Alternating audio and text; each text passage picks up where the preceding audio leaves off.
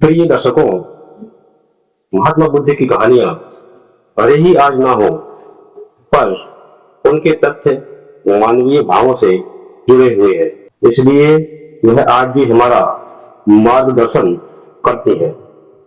यही कारण है कि महात्मा बुद्ध की कहानियां बेहद लोकप्रिय है।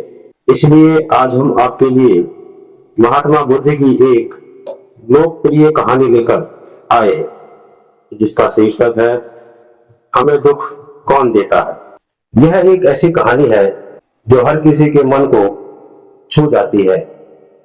हमें उम्मीद है कि गौतम बुद्ध की यह कहानी आपको पसंद आएगी।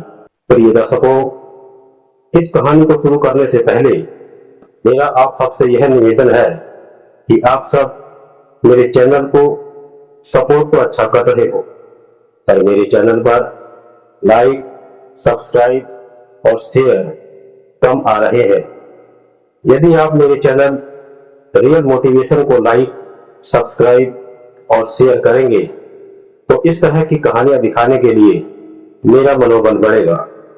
इसलिए मेरा आप सभी से निवेदन है कि कृपया आप मेरे चैनल रियल मोटिवेशन को लाइक, सब्सक्राइब और शेयर अवश्य करें। तो मित्रों, चलिए शुरू करते हैं आज की यह कहानी। एक बार महात्मा बुद्ध किसी गांव में प्रवचन दे रहे थे। वे अपनी बात को समाप्त करते हुए बोले, मानव के दुख का कारण स्वयं को किसी से बांधना है। जहां भी मोह होता है, बंधन होता है, वहां दुख स्वयं ही उत्पन्न हो जाता है। अतः अपने बंधनों को जाने और उनसे बाहर निकलने का प्रयास करें। इसके बाद उन्होंने सभी को आशीर्वाद दिया और फिर महात्मा बुद्ध अपने आश्रम को लौट गए। और फिर अगले दिन महात्मा बुद्ध से एक व्यक्ति मिलने आया। वह महात्मा बुद्ध को प्रणाम करता हुआ बोला, हे महात्मा, मैंने कल आपका उपदेश सुना था। आपकी बातें मेरे हृदय में उतर गई है।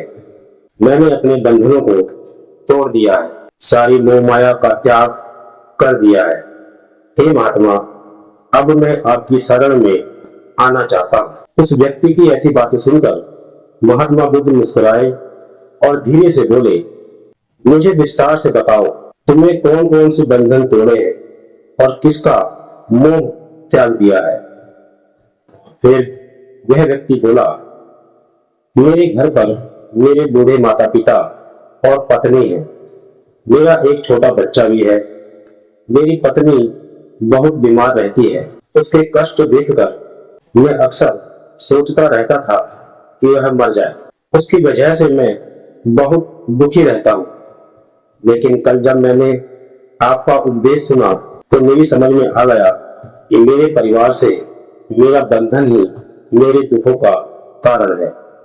अगर मैं इसके चक्कर में पड़ा रहूंगा तो कभी सत्य को नहीं जान सकूंगा।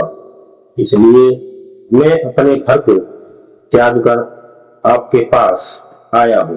महात्मा बुद्ध ने उस व्यक्ति से पूछा, क्या तुम सचमुच सभी बंधनों से मुक्त हो गए हो? देख लो, कहीं कोई बंधन तुम्हारे पीछे रह तो नहीं गया है। महात्मा बुद्ध की यह बात सुनने के बाद वह व्यक्ति बोला, नहीं प्रभु, मैं अपने जीवन की सारी चीजों को पीछे छोड़ आया हूँ और अब आगे बढ़ना चाहता हूँ। महात्मा बुद्ध ने कहा, अगर ऐसी बात है तो फिर ठीक है। आज तुम यही आश्रम में रुको। कल मैं तुमको बताऊंगा कि तुम्हें क्या करना है। महात्मा बुद्ध ने अपने एक शिष्य की ओर इशारा किया और उस शिष्य ने उसे आश्रम के अतिथि कक्ष में पहुंचा दिया। वह व्यक्ति उत्सुकता पूर्वक आश्रम की गतिविधियां देखता रहा। उन्हें देखकर वह बहुत प्रसन्न हुआ और अपने सौभाग्य पर इतराता रहा। और अगले दिन गौतम बुद्ध ने उस व्यक्ति को एक कार्य सौंपते हुए कहा, तुम्हें पूर्व की दिशा में जाना है। वहां पर तुम्हें एक गांव मिलेगा। उस गांव के बाहर ही मेरी एक साधिका का घर है। वह तुम्हें कोई वस्तु देगी। उसे लेकर तुम्हें वापस मेरे पास आना है। और फिर साथियों, वह व्यक्ति पूर्व दिशा की ओर चल पड़ा। गर्मी का मौसम था। कुछ ही देर में वह पसीने से तरबतर हो गया। उसे प्यास भी सताने लगी। वह सोचने लगा कि अगर इस समय मैं अपने घर पर होता तो इस तरह गर्मी में पसीना नहीं बहाना पड़ता। कुछ दूर और चलने पर उसे भूख भी सताने लगी, पर वह एक सुनसान और बंजर रास्ते पर था। आसपास ना तो कोई पेड़ था और ना ही पोखर तालाब। वह फिर से सोचने लगा कि अगर मैं इस समय अपने घर पर होता तो अपनी पत्नी के हाथ का बना स्वादिष्ट भोजन कर रहा होता। पता नहीं क्यों महात्मा बुद्ध ने मुझे गर्मी में इतनी दूर भेज दिया है। मित्रों, काफी देर तक चलने के बाद वह व्यक्ति उस गांव में जा पहुंचा जहां के लिए महात्मा बुद्ध ने उसे बतलाया था। गांव के बाहर ही एक घर बना हुआ था। उसने दरवाजे के पास पहुंचकर उसे धीरे से खड़खड़ाया और फिर दरवाजे को एक साधिका ने खोला। उसके चेहरे पर एक अद्भुत तेज था। वह व्यक्ति उसे देखकर मंत्रमुग्ध हो गया। साधिका ने उसे अभिवादन करते हुए कहा, मैं जानती हूं कि आपको महात्मा बुद्ध ने भेजा है, कृपया आप अंदर आ जाएं।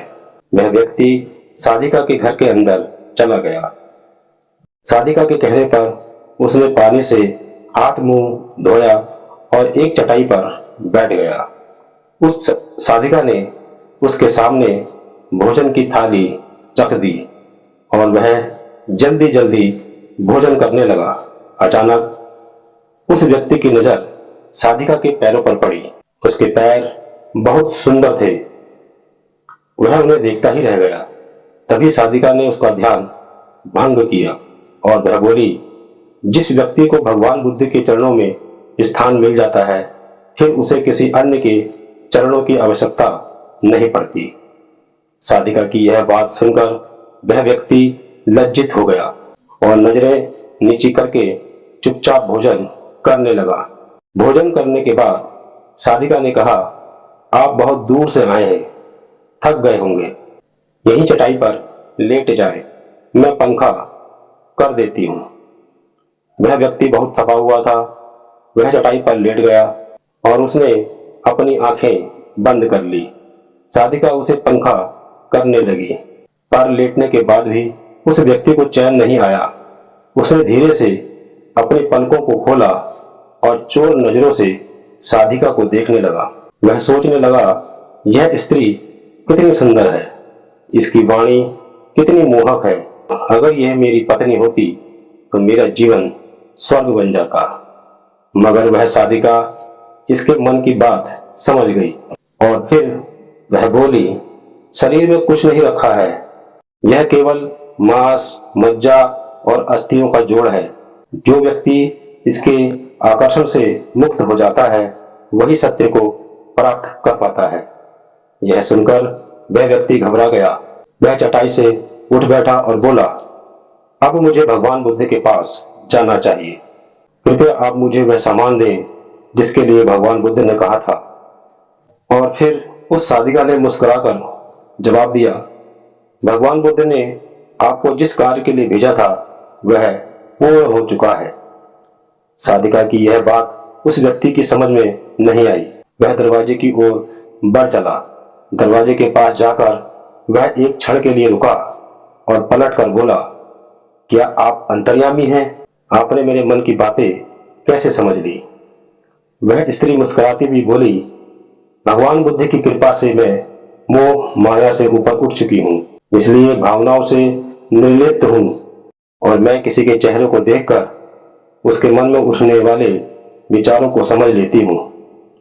उसकी यह बातें सुनकर वह व्यक्ति एक बार पुनः लज्जित हुआ और सोचने लगा कि जिस स्त्री ने सच्चे मन से मेरा सत्कार किया, मैं उसके बारे में क्या क्या सोचता रहा। साथियों, फिर उसके बाद वह व्यक्ति भगवान बुद्ध के आश्रम की ओर लौट पड़ा। आश्रम में पहुंचकर वह व्यक्ति भगवान बुद्ध के चरणों में गिर पड़ा और बोला, हे महात्मा, मुझे क्षमा कर दे, मैं बड़ा पापी हूँ। उसकी यह बात सुनकर भगवान बुद्ध मुस्कुराए और बोले, मैंने तुम्हें साधिका के पास इसलिए भेजा था ताकि तुम अपने आप को देख सको। अब मुझे बताओ, क्या तुम सचमुच मोह और बंधन को त्याग चुके हो? वह व्यक्ति कुछ नहीं बोला।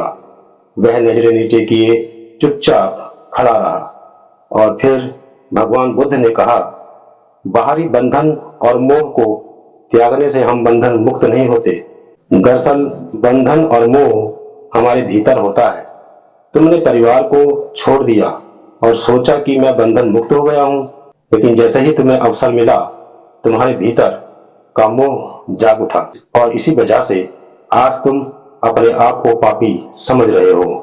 साथियों, इतना सुनने के बाद उस व्यक्ति ने अपने हाथ जोड़ दिए। फिर वह धीरे से बोला, मुझे क्षमा कर दे प्रभु, आप सही कह रहे थे। मैं केवल अपनी पत्नी से पीछा छुड़ाना चाहता था, क्योंकि वह बहुत बीमार रहती है।